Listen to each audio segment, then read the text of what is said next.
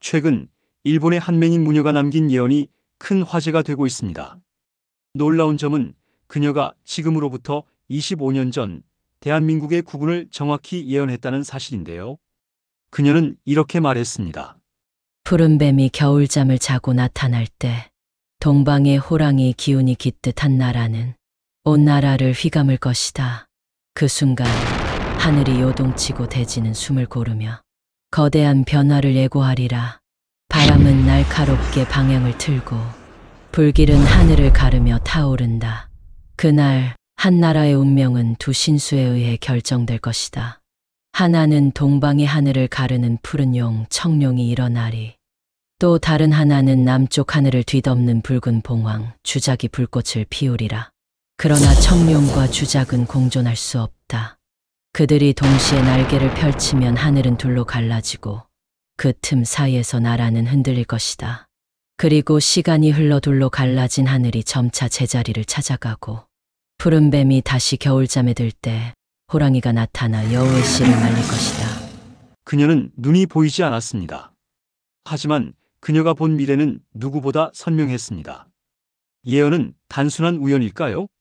아니면 우리가 미처 알지 못한 흐름을 꿰뚫어 본 것일까요? 그녀의 말이 점점 현실이 되어가면서 사람들은 이 예언이 의미하는 바가 무엇인지 다시금 되새기고 있습니다. 그녀는 과연 무엇을 경고하고 싶었던 걸까요? 그리고 왜 우리는 그녀의 예언에 집중하게 되는 걸까요? 오늘은 그녀의 예언 내용을 자세히 알아보도록 하겠습니다. 영상을 보기 전에 구독, 좋아요, 그리고 알림 설정을 해두시면 흥미로운 예언과 깊이 있는 이야기를 놓치지 않고 확인하실 수 있습니다.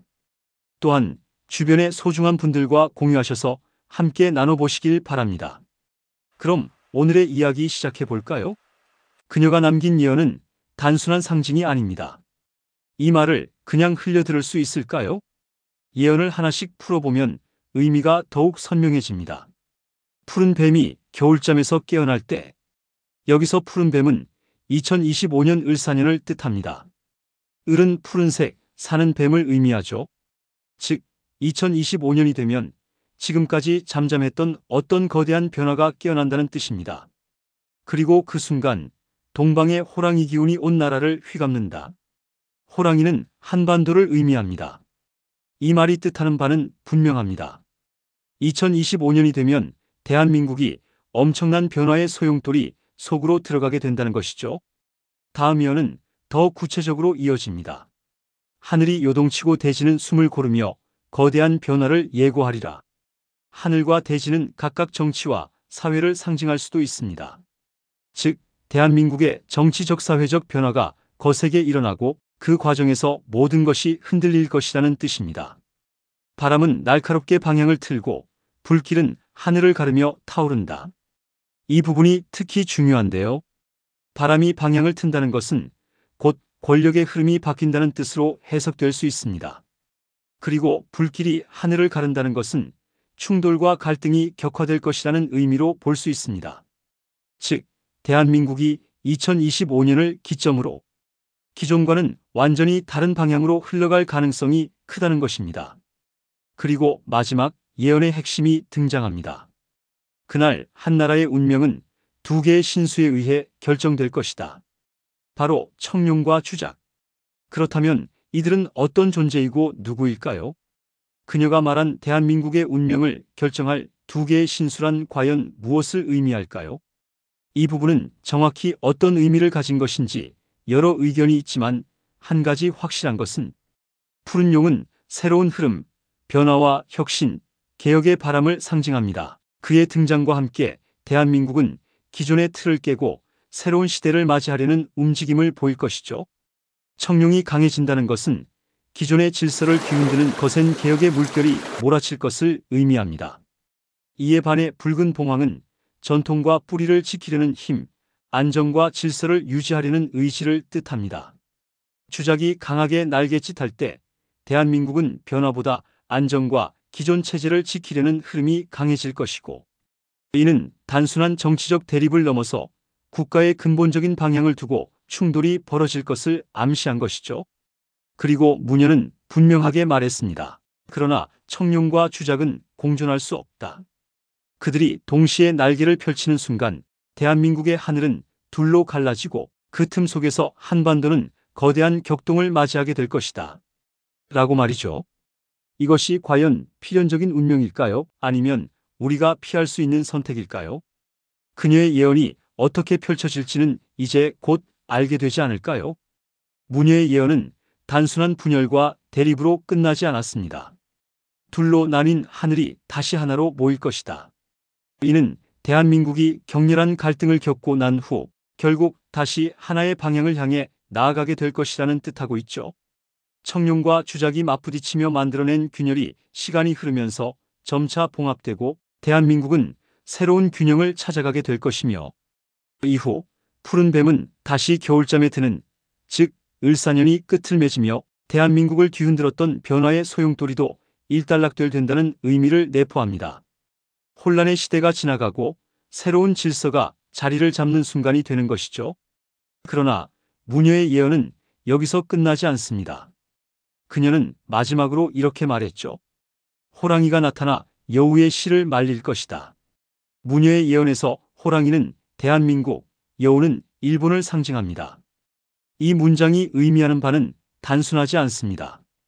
대한민국이 거대한 변화를 겪고 난 후, 즉 청룡과 주작의 격돌이 끝나고 하나의 방향이 정해진 순간 호랑이가 깨어나 여우를 쫓아낼 것이라는 뜻이죠. 이는 대한민국이 스스로의 힘을 회복하고 그동안 일본과의 관계에서 맺어온 질서를 새롭게 정리할 가능성을 암시합니다. 과거 일본은 늘 한반도에 영향을 미치려 했으며 경제적, 외교적, 역사적으로 끊임없는 갈등을 일으켜왔죠. 하지만 2025년 이후 대한민국은 더 이상 외부의 개입에 흔들리지 않는 강한 나라가 될 것이며 이는 일본에게 큰 위협이 될 수 있다는 뜻이 될 것입니다. 여우의 실을 말린다는 표현은 일본의 영향력이 약화되거나 대한민국이 더 이상 일본의 간섭을 받지 않게 되는 흐름을 의미합니다.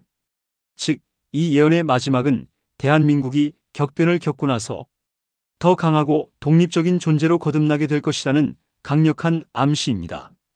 과연 그녀는 정말 한국의 미래를 내다본 것일까요? 청룡과 주작은 누구를 뜻하는 것일까요? 이제 점점 그녀의 예언이 사실인지 여부가 밝혀지려 하고 있습니다. 그런데 그녀는 왜 이런 예언을 하게 된 것일까요? 그녀의 어린 시절로 거슬러 올라갑니다. 그녀가 태어났을 때부터 사람들은 알았습니다. 이 아이는 평범한 운명을 타고난 것이 아니라고 말입니다. 눈을 뜨고 태어났지만 빛을 본 적이 없었습니다. 그러나 그녀는 신기하게도 주변의 모든 것을 꿰뚫어 보았습니다. 어릴 적부터 사람들이 다가오기도 전에 그들의 이름을 부르며 아직 일어나지 않은 일들을 예언하곤 했습니다. 가까운 마을에서 불이 날 것이라고 예언했던 소녀. 그리고 며칠 뒤 정말로 마을 한복판에서 화재가 발생했습니다.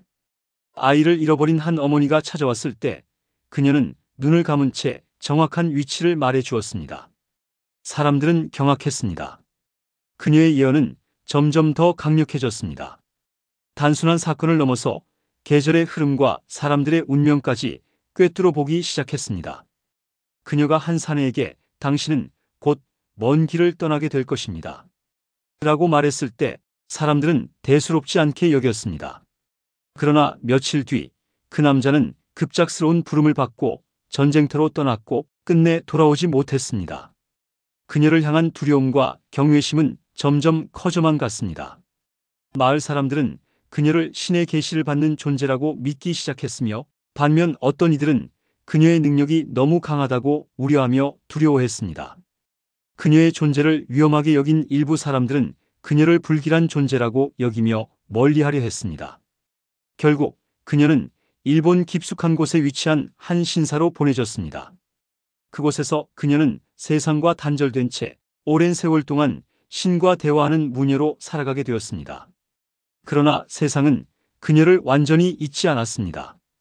그녀가 남긴 예언이 하나둘씩 현실이 될 때마다 사람들은 다시 그녀를 떠올렸습니다.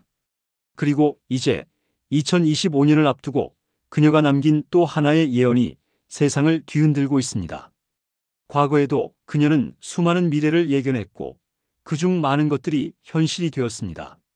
지금까지는 모두 그녀의 예언이 현실이 되어 가고 있는 듯 보입니다. 그리고 이제 2025년을 앞두고 우리는 그녀의 마지막 예언을 마주하고 있습니다. 푸른 뱀이 겨울잠에 들고 호랑이가 나타나 여우의 실을 말릴 것이다. 과연 이 예언이 의미하는 것은 무엇일까요? 그녀는 왜 이런 예언을 하였던 것일까요? 대한민국은 거대한 변화를 겪고 난 후 어떤 모습으로 다시 태어나게 될까요? 그리고 그녀가 말한 여우는 어떤 운명을 맞이하게 될까요? 2025년 대한민국은 선택의 기로에 서 있습니다. 거대한 흐름 속에서 우리는 어떤 길을 가게 될까요? 청룡이 날아오를 것인가? 주작이 불꽃을 피울 것인가? 그리고 호랑이는 과연 자신의 운명을 받아들이고 스스로의 길을 개척할 수 있을까요? 그녀의 모든 예언이 의문투성이지만 한 가지는 확실한 것 같습니다. 과거의 예언이 현실이 되었다면 미래의 예언도 현실이 될 가능성이 있습니다. 하지만 운명은 정해진 것이 아닙니다. 결국 대한민국의 미래는 우리 스스로 만들어가는 것입니다. 우리는 과연 어떤 선택을 하게 될까요? 이제 그 답을 확인할 시간입니다. 여러분은 어떻게 생각하시나요? 이 예언이 대한민국의 미래를 예견한 것이라고 생각하시나요? 여러분의 의견을 댓글로 남겨주세요.